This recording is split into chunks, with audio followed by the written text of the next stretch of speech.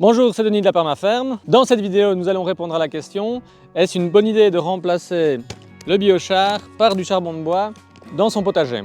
4 étapes. Premièrement, pourquoi c'est pas une bonne idée. Deuxièmement, on va faire une expérience pour montrer la différence entre les deux. Troisièmement, une petite explication pourquoi le charbon de bois est particulièrement fourbe en tant qu'amendement de sol et dans un jardin. Et finalement, comment savoir si ce qu'on achète est un bon biochar.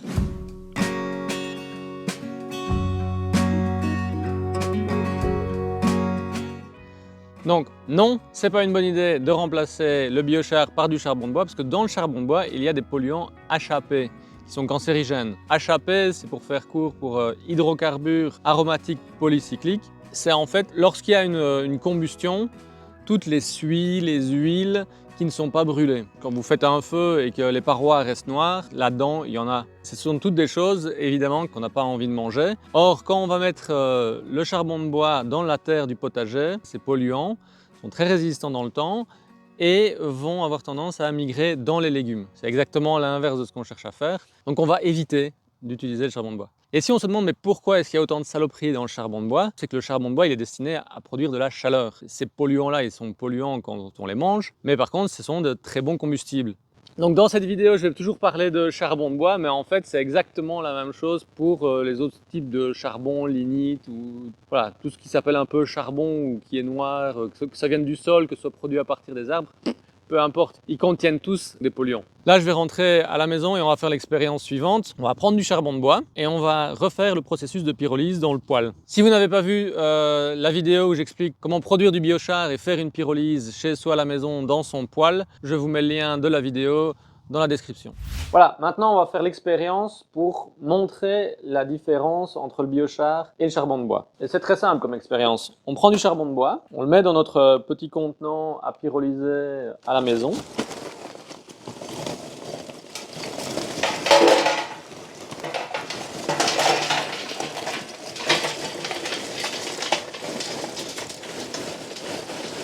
Et donc on va peser avant et après pour voir quelle quantité de goudron il y a encore dans ce charbon de bois. Voilà, il est bien rempli, il fait 2,5 kg. Et on va mettre le tout à l'intérieur des braises. Et on va rajouter un peu de bois.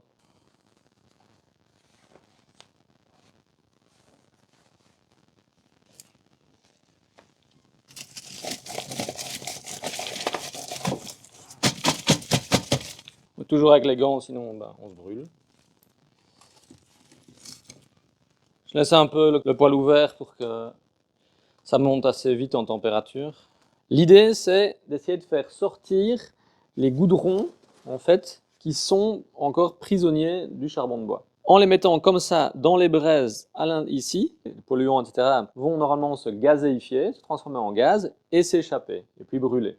Voilà, donc là, au niveau du capuchon, on voit qu'il y a des petites flammes qui s'échappent.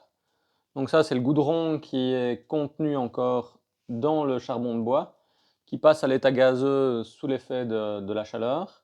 Une fois qu'il arrive à s'échapper et au contact de l'oxygène, il s'enflamme. Et donc c'est ce qu'on voit là. Si vous avez des commentaires ou des suggestions, n'hésitez pas à les mettre en commentaire en dessous. Je serais ravi d'y répondre. Voilà, la nuit s'est passée, donc maintenant tout est bien froid, on peut extraire en toute sécurité. On remarque qu'en termes de volume, bah oui, c'est un peu descendu, mais c'est beaucoup moins spectaculaire qu'avec du bois. Et maintenant, en termes de poids, 2,243 kg. Donc hier, on avait mis 1,5 kg de charbon de bois ici, il en reste 1,250 kg. C'est-à-dire qu'il y a 250 g de goudron qui contiennent des polluants qui ont été gazéifiés et qui ont été brûlés. Si vous aviez utilisé ça dans votre jardin, ben vous auriez répandu 250 g de goudron polluant dans votre potager. Voilà, c'est tout pour cette expérience. Pourquoi est-ce que le charbon de bois est fourbe? C'est parce qu'on ne sait simplement pas faire la différence comme ça visuellement. C'est pas les mêmes types de bois qui ont été utilisés. Ça c'est le biochar, ça c'est du sapin, très léger. Et ici on voit que les pores sont beaucoup plus rapprochés. Le charbon de bois va avoir toute une partie des qualités du biochar. Il va retenir l'eau, il va offrir un habitat aux micro-organismes, il aura plein de choses en commun avec le biochar, sauf qu'en même temps, il va laisser se disperser les polluants qu'il contient. Et c'est là évidemment la grosse différence. Vous allez mettre ça dans votre sol, vous allez voir votre sol qui va bien vivre parce qu'il va aussi fournir de la nourriture, etc. On a l'impression que ça a un impact positif, sauf que ben voilà, il y aura du poison, il y aura des petites doses de poison qui vont migrer vers vos légumes. Vous n'allez pas le voir, vous n'allez pas le sentir, vous n'allez pas le goûter, mais vous allez vous empoisonner. Et si vous voulez absolument utiliser du charbon de bois, voilà, vous faites comme l'expérience précédente et vous le pyrolysez, comme ça vous le transformez en biochar. Méfiez-vous du charbon de bois, au potager, il est fourbe.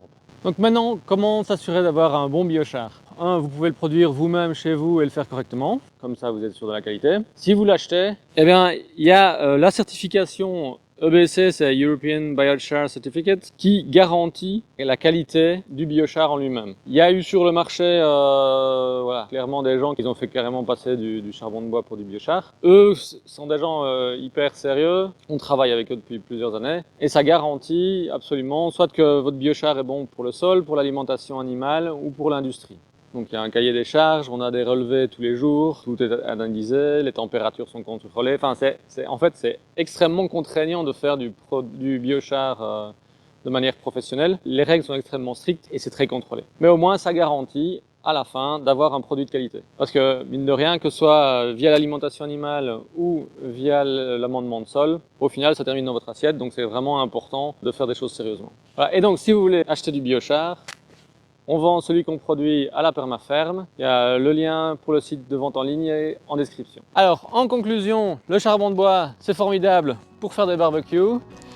Et le biochar, c'est formidable pour faire son potager. Voilà, si vous avez trouvé cette vidéo utile, n'hésitez pas à liker et à vous abonner. À la prochaine!